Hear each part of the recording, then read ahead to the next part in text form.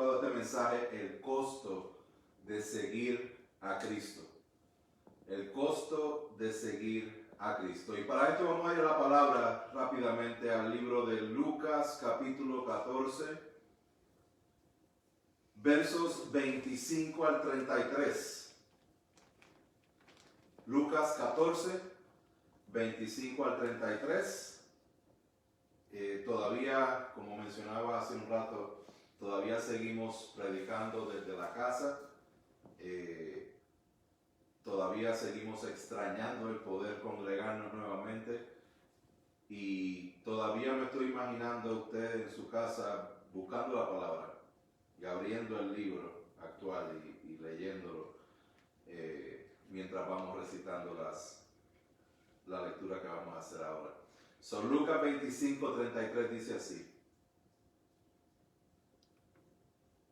Grandes multitudes le acompañaban, y él, volviéndose, les dijo: Si alguno viene a mí y no aborrece a su padre y su madre, a su mujer e hijos, a sus hermanos y hermanas, y aún hasta su propia vida, no puede ser mi discípulo. El que no carga su cruz y viene en pos de mí, no puede ser mi discípulo. Porque ¿quién de vosotros, deseando edificar una torre, no se sienta primero y calcula el costo, para ver si tiene lo suficiente para terminarla? No sea que cuando haya echado los cimientos y no pueda terminar, todos los que lo vean comiencen a burlarse de él, diciendo: Este hombre comenzó a edificar y no pudo terminar. ¿O qué rey, cuando sale al encuentro de otro rey para la batalla, no se sienta primero y delibera si con 10,000 hombres es bastante fuerte como para enfrentarse al que viene contra él con 20,000? Y si no, cuando el otro todavía está lejos, le envía una delegación y pide condiciones de paz. Así pues, cualquiera de vosotros que no renuncie a todas sus posesiones no puede ser mi discípulo. Permítame orar una vez más. Padre Celestial, te doy gracias. Y vengo a ti, Señor, y me rindo a ti, Padre, para que seas tú dirigiendo cada palabra de mi boca, Señor, y para que tu Espíritu Santo nos convenza de pecado, nos traiga a ti, nos dé entendimiento de esta palabra, Señor, y nos permita vivirla cada día. Señor, queremos seguirte y queremos entender lo que realmente eso significa. Dirígenos y danos la sabiduría, Señor. Te damos la gloria, Padre, en el nombre de Jesús. Amén y amén. Déjeme darle un poco de contexto en lo que acabamos de leer. En una narrativa bíblica que es bastante complicada o bastante retante. Entendemos que esta palabra no es retante o complicada porque sea difícil de entender, porque realmente está bien claro lo que el Señor está exponiendo en este texto. Lo único que, aunque está bien claro, es bastante fácil de ver, es bien difícil de aceptar lo que el Señor nos está diciendo en este texto. Por eso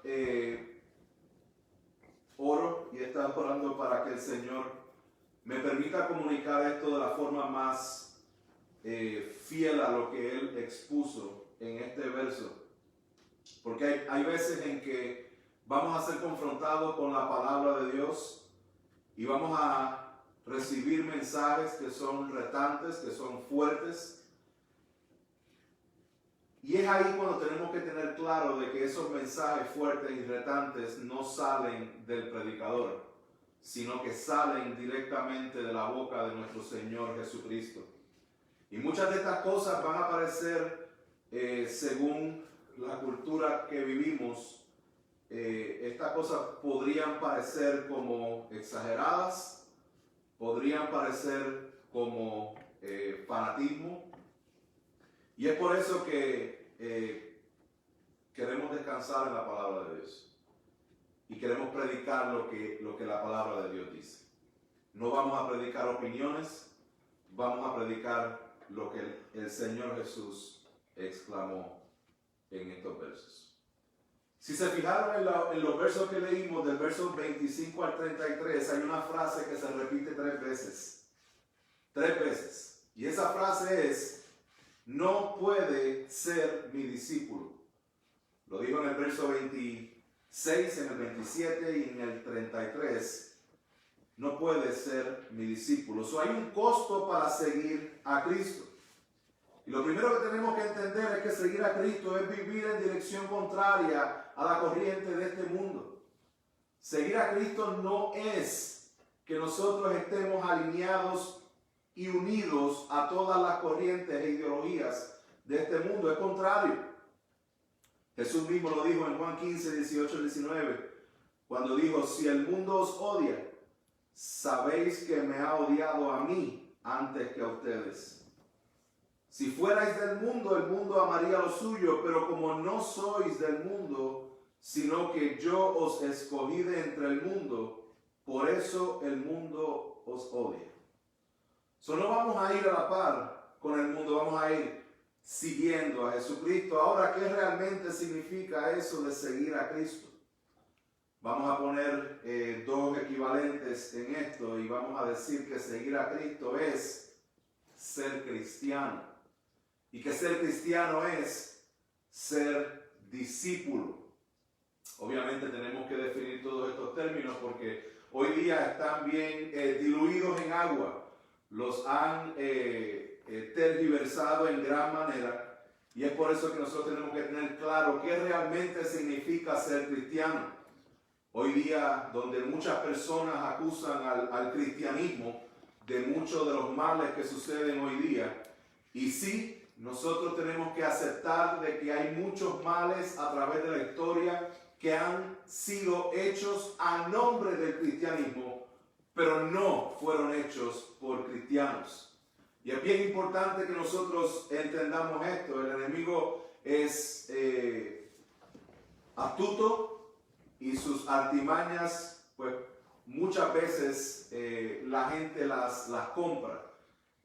Seguir a Cristo es ser cristiano, es ser discípulo. Ahora, ¿qué es ser discípulo? Cuando nosotros vamos a la palabra de Dios, nosotros nos vamos a dar cuenta de que el término cristiano no aparece en ese tiempo donde Jesucristo estaba en pleno ministerio público. La palabra cristiano aparece por primera vez cuando los discípulos o cuando el evangelio o los primeros cristianos eran esparcidos, y aparece por primera vez en Antioquía. Cuando la palabra cristiano se comienza a utilizar, la comienzan a utilizar los opositores del cristianismo, los opositores de Jesús.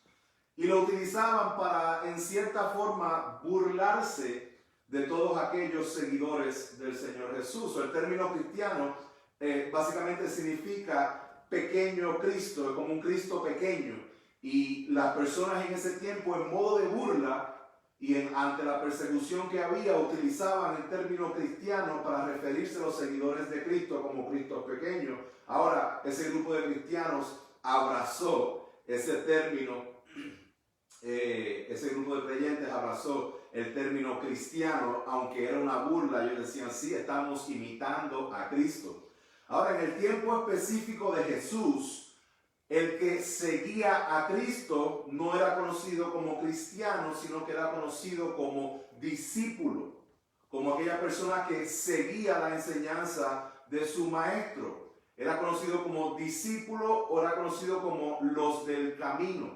Eran los términos que se utilizaban en el tiempo de Jesús. El discípulo básicamente de Jesús era uno que creía en las enseñanzas de Jesús, en las doctrinas de Jesús, confiaba en lo que Jesús estaba diciendo y lo que estaba haciendo, se empapaba en lo que Jesús decía, hacía y lo que era el Espíritu Santo, y también imitaba su ejemplo. Son discípulos de Jesús, cree en sus doctrinas, confía en sus sacrificios, se empapa del Espíritu Santo e imita el ejemplo de Jesús. Ahora, ¿es seguir a Cristo sinónimo de realización personal o de comodidad? Nosotros buscamos a Cristo buscando estar cómodos. Buscamos a Cristo para que el Señor nos resuelva. ¿Es esa la razón por la cual un discípulo sigue al Maestro? ¿Para que el Maestro le resuelva todas las cosas? ¿O es que hay algo mucho más profundo? Vamos a seguir indagando en este tema, porque ser discípulo es someternos completamente a la enseñanza que nos da el Maestro. Vamos a ver lo que dice Jesús en Juan 15:20. Dice, acordaos de la palabra que yo os dije, un siervo no es mayor que su Señor. Si me persiguieron a mí, también os perseguirán a vosotros. Decir que somos cristianos porque estamos buscando una comodidad o simplemente la resolución de nuestros problemas es algo que es contrario a lo que Dios nos establece en su palabra.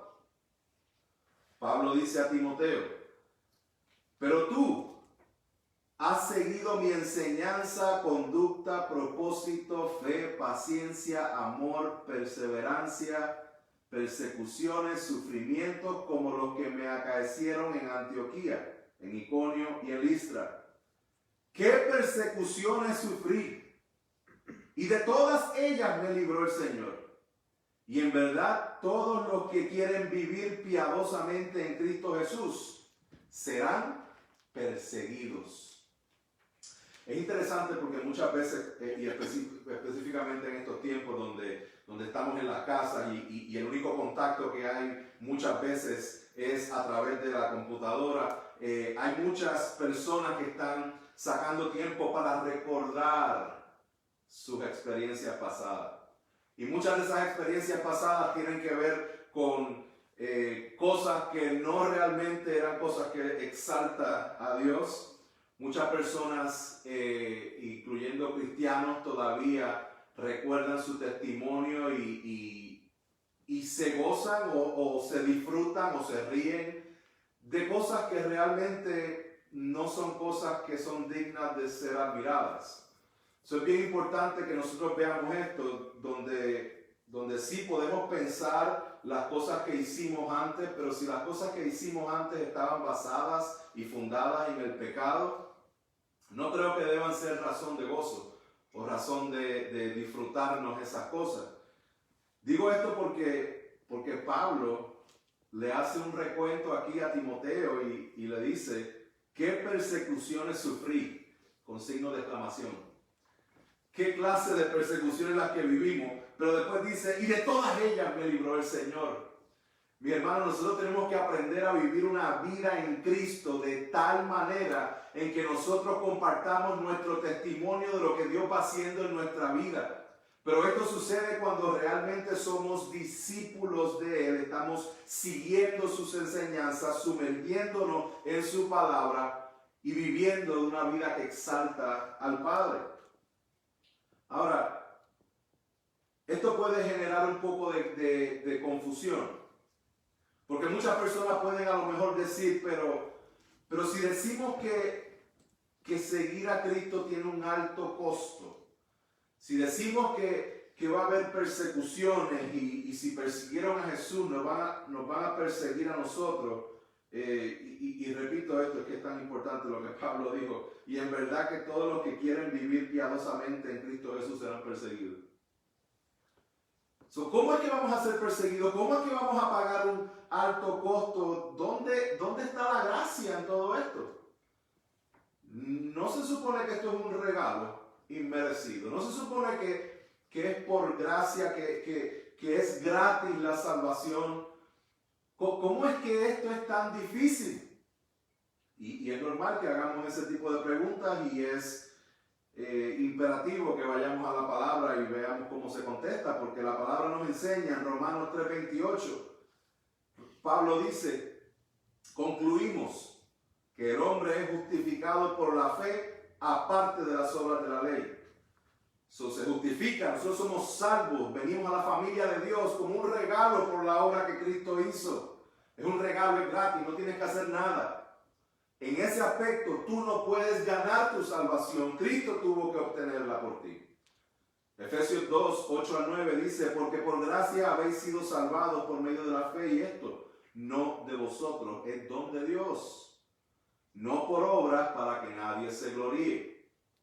Yo creo que tenemos eso claro, de que la salvación es por gracia, un regalo inmerecido, y tenemos que tener claro que no es por lo que nosotros podamos hacer. Ahora, ¿a qué me refiero con que seguir a Cristo tiene un alto costo?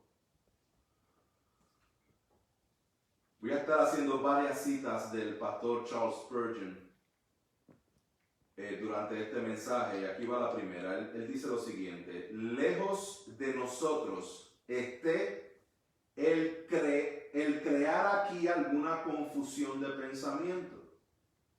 Los dones de la gracia de Dios no nos cuestan nada, y su salvación no podría ser comprada con dinero, ni con mérito, ni gracias a votos o penitencias. Nosotros somos justificados gratuitamente por su gracia, mediante la redención que es en Cristo Jesús. No obstante, si un hombre es cristiano, le costará todo.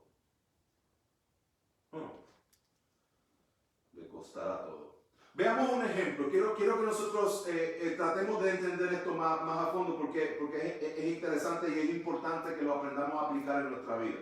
Por ejemplo, ¿recuerdan esa historia donde hay un ciego que escucha el alboroto de Jesús pasar con un montón de gente y empieza a gritar, Jesús, Hijo de David, ten misericordia de mí? ¿Recuerdan ese ciego que está básicamente mendigando? Su vida está postrada y dependiente de que otras personas le ayuden. Este ciego, obviamente, ciego no puede ver, vive a la esclavitud de su condición, ¿verdad? Ahora, cuando Jesús escucha su clamor, él viene, Jesús a donde él, Jesús le pregunta, ¿qué quieres que haga? Él dice, quiero recuperar la vista. Jesús le da la vista a esta persona. Cuando él le dice a Jesús, quiero recuperar la vista, él no tenía absolutamente nada para darle al Señor Jesús. Y el Señor Jesús no estaba cobrándole absolutamente nada para sanarle. Era por gracia, es un regalo. Ahora, una vez ese regalo es recibido por este ciego no puede vivir como ciego. Ya que él ha recuperado la vista, él no puede irse al día siguiente a sentarse en el mismo sitio a pedir dinero a la gente. ¿Por qué? Porque antes lo hacía porque no podía ver, pero ahora puede ver. Le cambió totalmente lo que era su forma de vida, le cambió todo. Ahora va a decir él, no, yo prefiero sentarme allí sin ver y quedarme pidiendo dinero a tener que cambiar mi vida al día siguiente. Ese es el pecado. Ese es el pecado hablando. Eso es lo que decía el pueblo de Israel. Nos hubiésemos quedado en Egipto allá, porque por lo menos allá teníamos comida, teníamos esto. Hay un costo que pagar, y es nuestra vida entera en agradecimiento por lo que Cristo ha hecho por nosotros. Pero esa justificación es gratuita. La obra es de Él. Una vez nosotros somos salvos y somos justificados, ese proceso de santificación, que es el momento donde nosotros estamos viviendo como nuevas criaturas, ese proceso de santificación nos costará todo. Ahora, este mensaje que refleja el costo de seguir a Jesús es retante y es confrontativo, pero altamente necesario. Miren cómo empieza en el verso 25. Dice, grandes multitudes le acompañaban y él volviéndose les dijo. ¿Quién estaba siguiendo a Jesús? No una multitud. No multitudes, sino grandes multitudes, en plural. Lo que vemos es básicamente una locura de multitudes por donde quiera viniendo a seguir al Señor. Obviamente Jesús había hecho múltiples milagros, señales, prodigios, todo este tipo de cosas, y había muchas personas siguiendo a Jesús. Pero Jesús estaba claro en que estas multitudes que le seguían, muchos de ellos le seguían no para realmente someterse a la enseñanza de Jesús, sino para que Jesús hiciera algo por ellos. No para exaltar el reino de Dios, sino para que Jesús exaltara el reino de ellos. No para hacer el propósito de Dios, sino para que Jesús hiciera el propósito de ellos. Jesús, aquí es que dice estas palabras. Y no era la primera vez que esto sucedía. Lo vemos en Juan capítulo 6. Al final hay muchas personas siguiendo a Jesús también, y dice que muchos de sus discípulos, cuando oyeron su enseñanza, dijeron: dura declaración es esta, ¿quién puede escucharla? ¿Quién puede escucharla? Pero Jesús, sabiendo en su interior que sus discípulos murmuraban esto, Jesús les pregunta: ¿esto os escandaliza? ¿Esto les escandaliza? Pero hay algunos de vosotros que no creéis, en el verso 64, porque Jesús sabía desde el principio quiénes eran los que no creían y quién era el que le iba a traicionar. Y decía: por eso os he dicho que nadie puede venir a mí si no lo ha concedido el Padre. Y dice: como resultado de esto, muchos de sus discípulos se apartaron y ya no andaban con él. Habían discípulos que seguían a Jesús hasta cierto punto. Lo que nos da a entender es que hay discípulos que realmente no son discípulos. Hay seguidores de Jesús que realmente no siguen a Jesús. Hay muchas personas con títulos de cristianos que realmente no son cristianos. Y esto tenemos que tenerlo en cuenta. Por eso es que la palabra dice: no todo el que me dice Señor, Señor entrará en el reino de los cielos, sino el que hace la voluntad de mi Padre que está en el cielo. Volviendo a otra cita de Spurgeon, él dice: oh, calculen entonces el costo.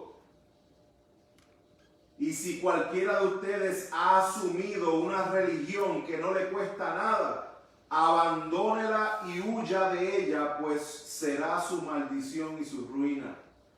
Si nosotros escuchamos un mensaje y seguimos a Cristo únicamente para buscar bendiciones y buscar comodidades y buscar la prosperidad y la comodidad y todo ese tipo de cosas, mis hermanos, y no entendemos de que conlleva un costo seguir a Cristo, huyamos de ese tipo de enseñanza, porque no es lo que el Señor enseña aquí.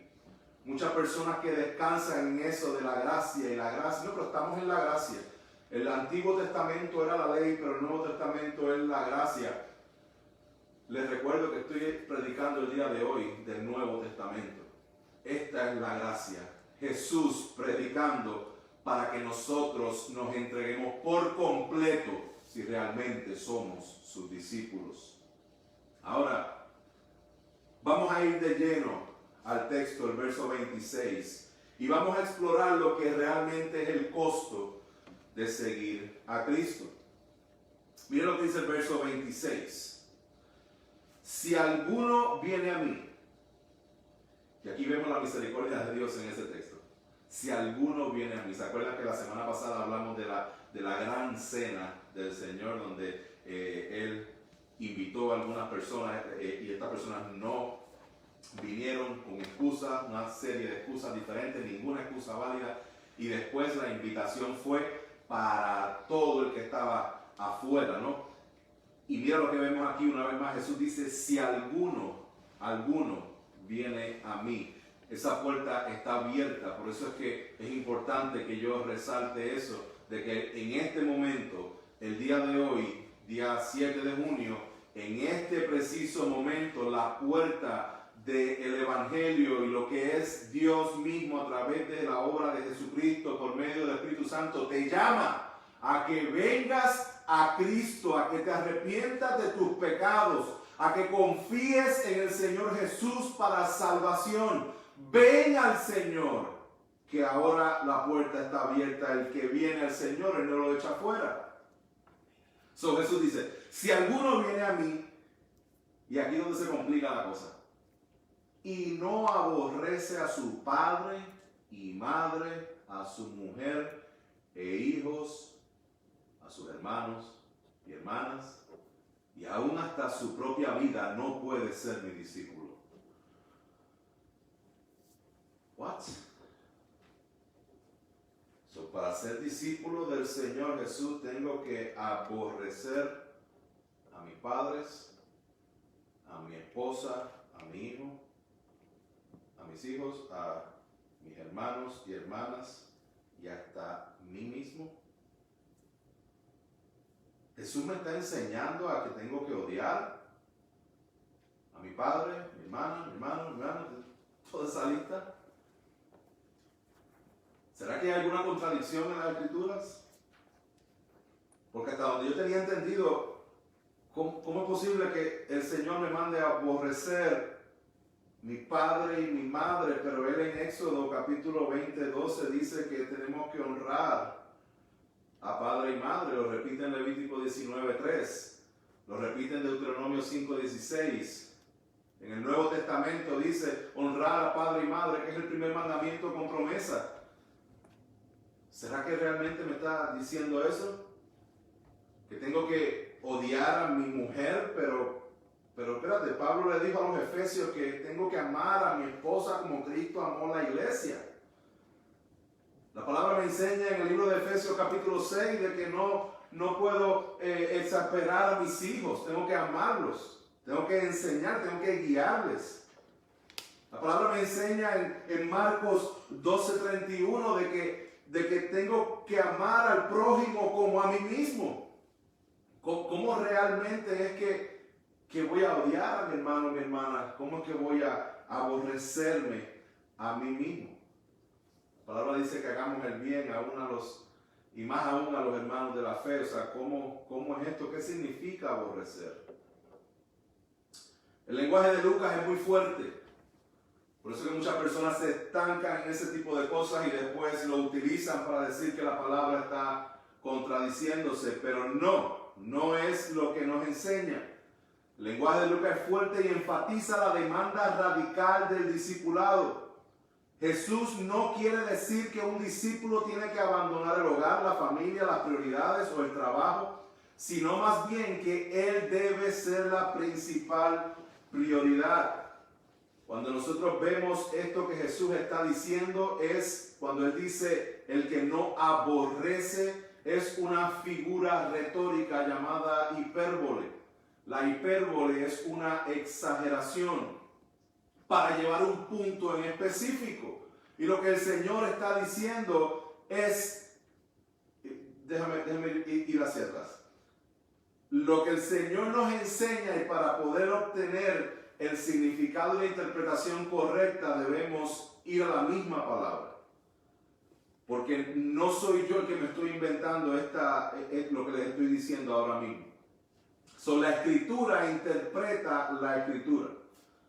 Para eso acompáñenme a Mateo 10:37, donde en esta misma historia Él dice lo siguiente: el que ama al padre o a la madre más que a mí, no es digno de mí, y el que ama al hijo o a la hija más que a mí, no es digno de mí. Ahí vemos la interpretación. Mateo 10:37 interpreta a Lucas 14:26. Jesús no está diciendo que aborrezcamos y odiemos a las personas que están cercanas a nosotros. Jesús nos está utilizando una hipérbole, una exageración para llevar el punto de que nada ni nadie puede ocupar el lugar que solamente le pertenece a Él. por más amor, y mira que hay gran amor que yo tengo por mi esposa, que yo tengo por mis hijos, que yo tengo por mis padres, que yo tengo por los hermanos, gran amor. Pero por más grande que sea ese amor, no puede ir por encima de mi amor a Cristo. Y Cristo está utilizando esta exageración para que nosotros entendamos la magnitud de lo que realmente es amar a Cristo y seguir a Cristo. Spurgeon lo dice de esta forma, él dice, ¿quiere decir esto que allí donde mi propio placer o mi propia ganancia o mi propia reputación o incluso mi propia vida obstaculicen la gloria de Cristo, yo soy muy pequeño para considerarme algo e incluso tengo que odiarme a mí mismo si el ego se interpone en el camino de Cristo? Mis hermanos, tenemos que evaluar todo en nuestra vida. El Evangelio toca cada área de tu vida. Y no podemos decir que amamos a Cristo, mas sin embargo lo más importante para ti es tu esposo, o tu esposa, o los hijos. Y aquí es donde mucha gente se confunde. Sí, el Señor te mandó a amarlos también. El Señor te mandó a que los amaras, pero es que no puede ir por encima del Señor. No puede ir por encima de Él. Vamos a seguir leyendo. Verso 27. El que no carga su cruz y viene en pos de mí, no puede ser mi discípulo. El que no carga su cruz y viene en pos de mí, no puede ser mi discípulo.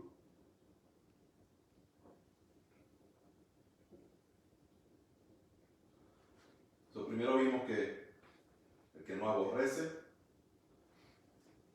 o el que ama a alguien más que a él no puede ser discípulo, y aquí vemos que el que no carga su cruz y viene en pos de mí. Si nosotros continuamos leyendo la historia, la leímos al principio, donde Jesús, luego de decir este verso, él utiliza dos ejemplos. Y los ejemplos que utiliza, el primero es: ¿quién de vosotros, deseando edificar una torre, no se sienta primero y calcula el costo? El otro ejemplo que utiliza en el verso 31 es: ¿o qué rey cuando sale al encuentro de otro rey para la batalla? Jesús utiliza dos ejemplos. Uno de construcción y uno de guerra. Uno de construcción y uno de guerra. Vamos a empezar por el de la guerra porque es el que va con esta primera parte. Dice el verso 27, el que no carga su cruz, guerra. Porque cuando nosotros estamos hablando de la cruz, nosotros tenemos que entender que en el contexto en el cual estamos aquí leyendo el libro de Lucas, en ese tiempo el dominio lo tenían los romanos, que eran uno de los imperios más sanguinarios que puedan haber existido. Y uno de los métodos de asesinato que ellos tenían era la crucifixión. Cuando se habla de la cruz, automáticamente se está hablando de muerte.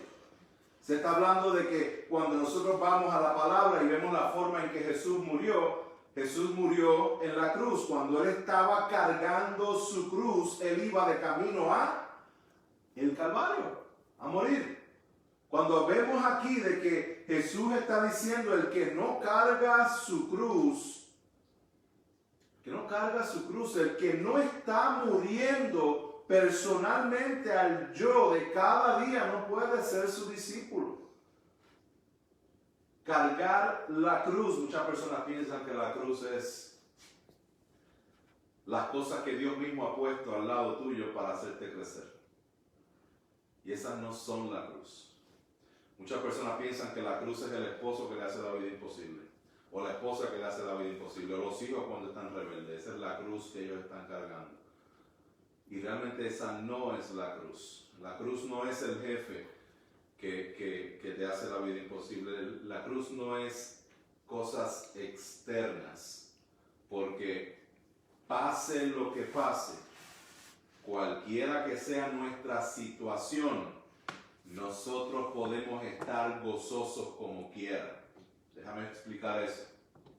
palabra dice que estemos gozosos siempre. Pablo decía, regocijaos, una vez más les digo, regocijaos. O sea, tenemos que gozarnos, pero ¿en qué nosotros nos gozamos? Nos gozamos en la obra de Cristo, porque obviamente como seres humanos no nos vamos a gozar cuando las cosas están mal.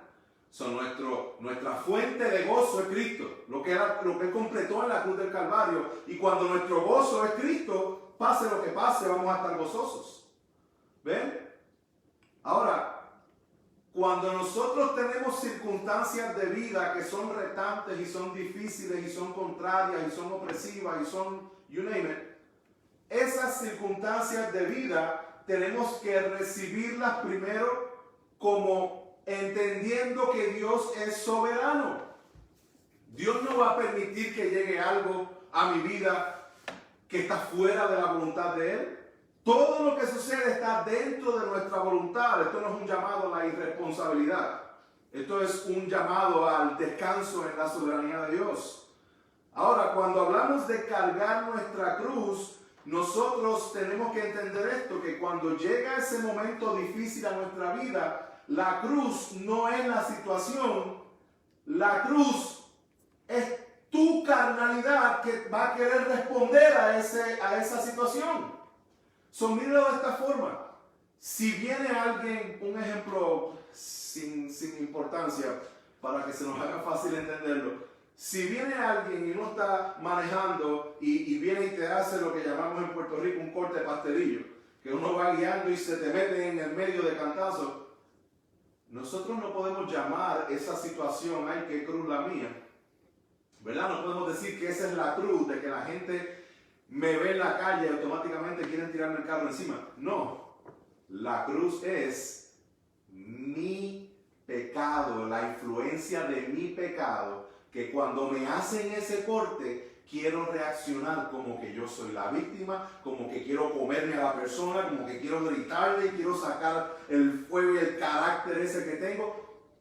Esa es la cruz. La cruz no es la situación, la cruz es cómo tú respondes a la situación, y eso es lo que tienes que cargar y llevarlo al Calvario a morir. Tenemos que morir al yo, morir a nuestra carnalidad, morir a lo que nos aparta del Señor. La cruz es morir al yo. Y esto todos los días, hermanos. Todos los días. Lucas 9:23 dice, y decía a todos, si alguno quiere venir en pos de mí, niéguese a sí mismo. Tome su cruz cada día y sígame. Tome su cruz cada día y sígame. Mis hermanos, eso no sucede en un ambiente de comodidad, eso no sucede en un ambiente de hotel 5 estrellas. Eso sucede en un ambiente de guerra. Porque cuando están estas situaciones, no es solamente pelear con la situación que viene de afuera, sino que es pelear con tu respuesta a esa situación. Es una guerra constante con nuestro yo, con nuestro carácter, con nuestros pensamientos. Es una guerra. Tenemos que calcular el costo, porque si estamos siguiendo a Cristo lo vituperaron, a Cristo lo maltrataron, a Cristo lo escupieron, y Cristo los perdonó aunque no sabían lo que estaban haciendo. Nosotros reflejamos a Cristo. Nosotros estamos realmente siguiendo a Cristo, cargando nuestra cruz. Porque muchos de nosotros somos cristianos y hay muchas personas que se llaman cristianos hasta que hacen algo en contra de esa persona. Y a veces son tan caripelados en decir, voy a olvidarme de que soy cristiano para resolver esta situación. Mis hermanos, no podemos actuar de esa forma si realmente nos llamamos ser seguidores de Cristo. No podemos decir que estamos imitando a Cristo cuando estamos imitando y respondiendo en la forma que el mundo responde. Nosotros no estamos llamados a imitar al mundo, estamos llamados a imitar a Cristo.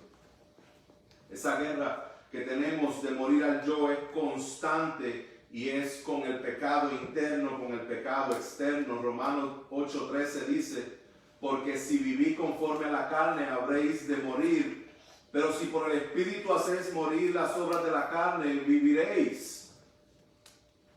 Es un mandato de que hagamos morir las obras de la carne. ¿Qué Pablo está diciendo ahí? Lo mismo que Jesús dijo, carga tu cruz. Carga tu cruz cada día. Cada día tenemos que mortificar nuestra carne, mortificar el pecado. Hay un un pastor puritano que decía, si tú no estás mortificando el pecado te va a estar matando a ti. Si tú no estás matando el pecado te va a estar matando a ti. Tenemos que tener esa actitud que tenía Juan el Bautista. ¿Eres tú el Cristo? Dice, no, yo no soy el Cristo. Para decirle más, es necesario que Él crezca, pero que yo mengüe. Juan el Bautista decía que Él crezca en mí, pero que yo mengüe. ¿Qué estaba diciendo Juan el Bautista? Estaba cargando su cruz. Mira cómo Pablo lo explica a los Gálatas 2:20. Pablo dice, con Cristo he sido crucificado. Y ya no soy yo el que vive, sino que Cristo vive en mí. La vida que ahora vivo en la carne, la vivo por fe en el Hijo de Dios, el cual me amó y se entregó a sí mismo por mí. Eso es una guerra constante. Y esta guerra, mis hermanos, importantísimo, esta guerra la peleamos con las armas de Cristo, no con las armas del mundo. Esta guerra la peleamos con las armas de Cristo. Escuche bien lo que Pablo dice a los Corintios. Pues aunque andamos en la carne, no luchamos. Vea este tema recurrente en lo que estoy leyendo de la lucha. Esto es una lucha. El ser cristiano lleva un costo, es una lucha. No luchamos según la carne, y luego dice, porque las armas de nuestra contienda no son carnales, sino poderosas en Dios para la destrucción de fortalezas, destruyendo especulaciones y todo razonamiento altivo que se levanta contra el conocimiento de Dios, y poniendo todo pensamiento en cautiverio a la obediencia de Cristo. Y quiero hacer un paréntesis en esta parte, porque hoy día estamos viviendo tiempos de gran división, de gran maldad, de mucho dolor, de muchas situaciones que están sucediendo. Y hay muchas injusticias que están pasando, y sí debemos reconocer de que hay injusticias. Pero estas injusticias no las vamos a pelear con las armas del mundo. Tenemos que pelearlas con las armas que Cristo nos ha dado. Las injusticias que vemos el día de hoy son las injusticias que han existido desde el principio de los tiempos a consecuencia del pecado. Y tenemos que ser cuidadosos de que hoy día el mundo se levante con una aparente unidad para entonces ellos pelear, digo entre comillas pelear, una guerra contra la injusticia, pero lo que realmente están trayendo es una ideología, unas fortalezas que son contrarias a la palabra de Dios.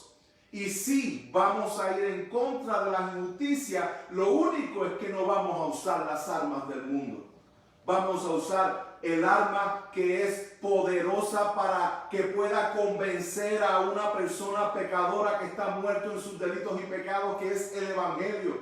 El Evangelio es poder de Dios para salvación de todo aquel que cree.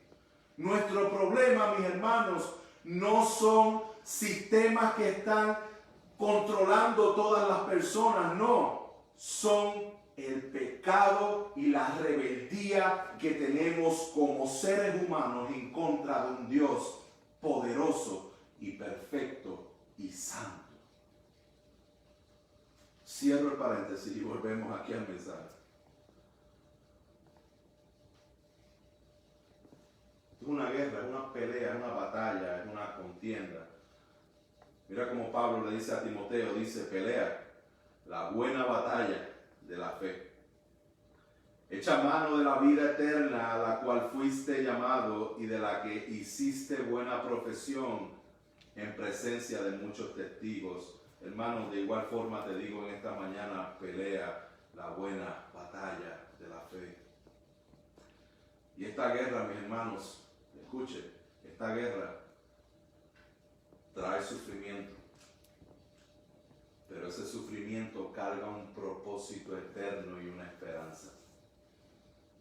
Esta guerra duele. Y hay veces que va a doler más que otras veces. Y sí va a doler, y sí va a traer sufrimiento. Pero Dios va a usar cada partícula de ese sufrimiento para que nosotros podamos ser formados a la imagen de su Hijo. Miren lo que vemos aquí en 2 de Timoteo 2, 1 al 4. Dice, tú pues, hijo mío, fortalécete en la gracia que hay en Cristo Jesús. Fortalécete en Cristo Jesús. Y lo que has oído de mí en la presencia de muchos testigos, eso encarga a hombres fieles que sean idóneos para enseñar también a otros.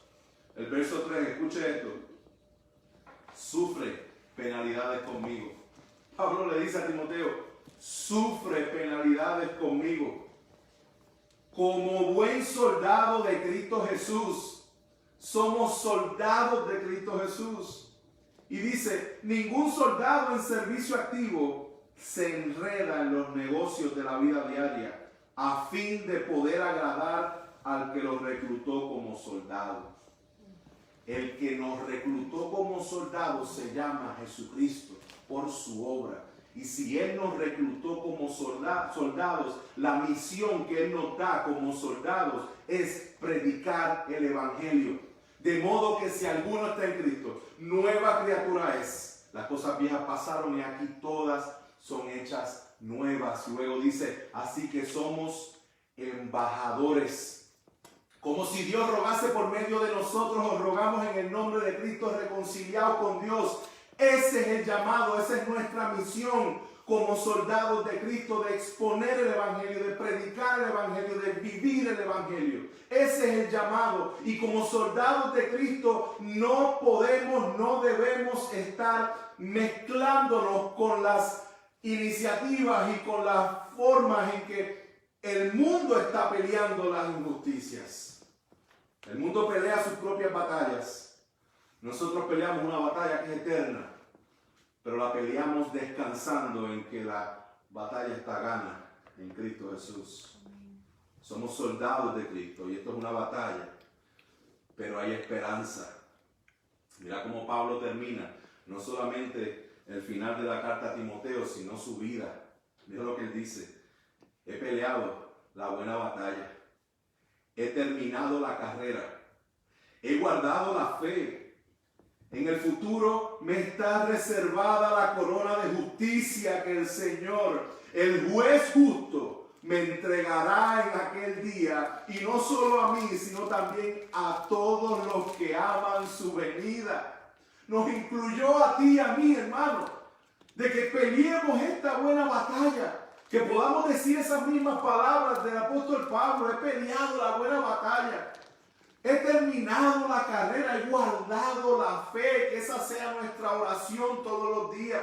Que el Señor guarde nuestra fe, que nos permita seguir continuando con esta batalla, con esta carrera.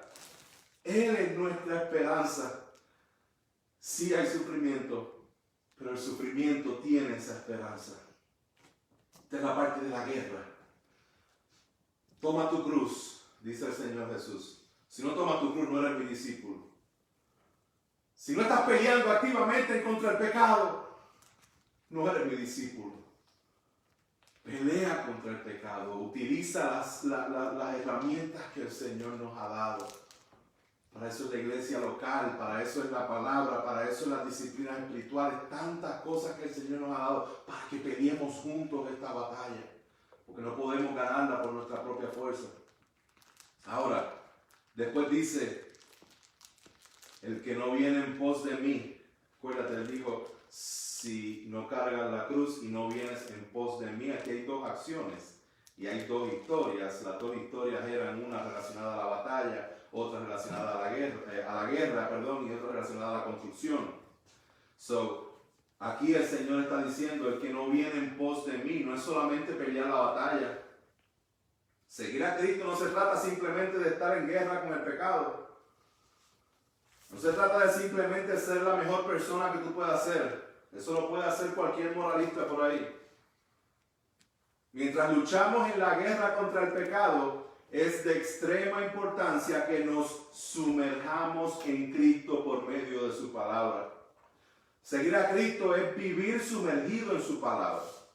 Es lo que dice el Antiguo Testamento, Josué 1:8 dice, este libro de la ley no se apartará de tu boca, sino que meditarás en él de día y de noche para que cuides de hacer todo lo que en él está escrito. Porque entonces hará prosperar tu camino y tendrás éxito. Seguir a Cristo es desarrollar las disciplinas espirituales. Tenemos que pelear, pero tenemos que construir. Peleamos con el pecado, pero tenemos que seguir conociendo a Cristo, yendo a la palabra. ¿Qué realmente Dios quiso decir con esto? ¿Cómo puedo conocerte, mis hermanos? Aquí es que Dios se nos revela. ¿Te quieres revelación de parte de Dios? Esta es la revelación especial de Dios. Y aquí es que le vamos a conocer. Nosotros no conocemos a Dios por simplemente tener un razonamiento o simplemente conocemos a Dios porque lo vemos en la naturaleza o conocemos a Dios porque simplemente yo siento en lo profundo de mi corazón que Dios me está llamando a hacer esto. No, esos son ciertamente formas en que el Señor se revela de manera general, pero específicamente nosotros podemos conocer de Dios lo que Dios se da a conocer. Dios se dio a conocer de sí mismo aquí. Y aquí no está todo lo que Dios se reveló a sí mismo, porque vamos a estar una eternidad completa. La palabra dice en Deuteronomio 29 de que hay unos secretos que son de Dios, pero lo revelado está aquí. Tenemos que entrar en la palabra de Dios para conocerle. Lo que vamos a conocer de Dios no van a ser con experiencias místicas, va a ser a través de su palabra. Vayamos a las Escrituras, construyamos, y mira la importancia de esto, de nosotros edificar la casa de nuestra vida con la palabra de Dios. Salmo 127:1 dice, si el Señor no edifica la casa, en vano trabajan los que la edifican. Si el Señor no guarda la ciudad, en vano vela la guardia. Me encanta este Proverbio 25:8 que dice, como ciudad invadida y sin murallas es el hombre que no domina su espíritu. Mi hermano, tenemos que construir una muralla de conocimiento de la palabra de Dios, de oración para que su espíritu nos fortalezca cada día, para que entonces nosotros podamos imitar al Señor como Él quiere que lo hagamos. Seguir a Cristo, mis hermanos, entonces es amar como Cristo, perdonar como Cristo, soportar unos a otros como Cristo, es andar como Cristo. Primera de Juan 2:6 dice, el que dice que permanece en Él, debe andar como Él anduvo. Ahora, continuemos con el verso 33, dice, así pues, cualquiera de vosotros que no renuncie a todas sus posesiones no puede ser su discípulo. Cualquiera de vosotros que no renuncie a todas sus posesiones. Lo que hemos visto hasta ahora acerca del costo de seguir a Jesús, hemos visto de que no podemos tener a nadie ni amar a nadie más que a Jesús. Vemos también que tenemos que tomar nuestra cruz y seguirle. Tenemos que estar en la guerra contra el yo y tenemos que construir, adentrarnos en la palabra de Dios en nuestra vida. En método simple podemos ir a Marcos 12:30, donde el Señor nos dice: y amarás al Señor tu Dios con todo tu corazón, con toda tu alma y con toda tu mente y con toda tu fuerza. Este es el principal mandamiento. Mis hermanos, nuestro pecado y nuestra falta de entendimiento nos hace creer que lo que nosotros tenemos que entregarle al Señor es más grande de lo que Él nos quiere entregar a nosotros. Y por eso es que muchas veces cuando escuchamos, ay, pero es que seguir a Dios es mucho, es que conlleva muchas cosas, es que voy a tener que dejar de hacer esto, voy a tener que dejar de hacer lo otro. Cuando nosotros tenemos ese tipo de pensamiento, lo que estamos diciendo es, lo que yo tengo es mejor de lo que Él puede darme. Y debemos arrepentirnos de eso. Porque lo que Él tiene para nosotros es extremadamente, abundantemente, mucho más de lo que nosotros tenemos y lo mejor que nosotros podamos tener en esta vida. Por eso es que tenemos que entender y adentrarnos en las Escrituras. El Señor quiere todo de nosotros. Escucha esto, por favor, grábatelo en tu mente. El Señor quiere todo de nosotros para darnos todo de Él. Eso vale más. Sí hay un costo bien grande en seguir a Cristo. Y ese costo hay que calcularlo. Jesucristo fue bien transparente al expresar estas cosas. Les recuerdo que multitudes, grandes multitudes le estaban siguiendo. Grandes multitudes. Pero Jesús no estaba detrás de los números. Jesús estaba detrás de toda aquella persona que el Dios, el Padre, le había dado. Jesús fue bien claro. Y Jesús les dijo estas palabras porque Él quería estar en plena transparencia de que seguir a Jesús no es fácil y conlleva un costo. Podemos decir claramente de que en el contrato de Cristo no hay letrecitas pequeñas. ¿A qué me refiero con eso? Usted sabe que cuando usted escucha estas ofertas, cuando alguien está tratando de venderte algo, te va a vender, te va a poner bien grande la oferta y te va a decir: vas a pagar $9.99 al mes. Bien grande, $9.99. Y tú dices, wow, eso es tremendo precio. Pero al lado bien chiquitito hay un pequeño asterisco. Y abajo del papel hay unas letrecitas chiquitas que te dice, el pago va a ser $9.99 por 2 meses, pero después del tercer mes en adelante vas a pagar $99.99. Me estoy inventando estos precios y esta analogía, pero así es, son las letras pequeñitas que están escondidas, pero lo que venden es algo bueno. El Señor Jesús no tiene letras pequeñas en su ofrecimiento de Él mismo. Él dice: venid a mí los que estéis trabajados y cargados, que yo los haré descansar. Pero también dice: el que no cargue su cruz y me siga no puede ser mi discípulo. El que no esté dispuesto a entregarlo todo no puede ser mi discípulo. Jesús es claro en su palabra. Cristo nunca tuvo que ocultar la realidad del costo del discipulado.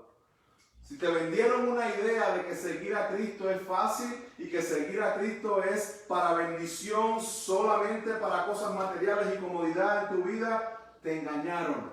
No es así. Nosotros seguimos a Cristo porque nosotros teníamos una condición de pecado que nos imposibilitaba de llegar a Dios. Estamos destinados a morir y enfrentar el castigo, el justo castigo por nuestra rebeldía en contra de Dios.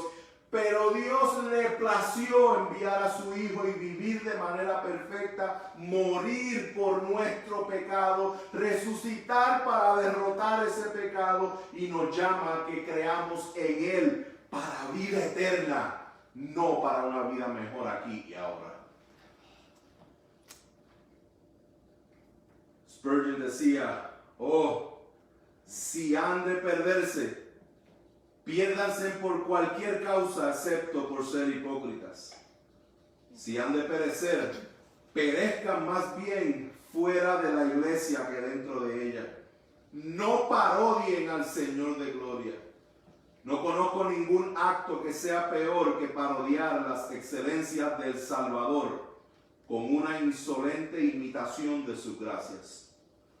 ¿Qué peor ofensa puede propinar a la majestad de su sagrado poder que parodiar su santidad y su perfección?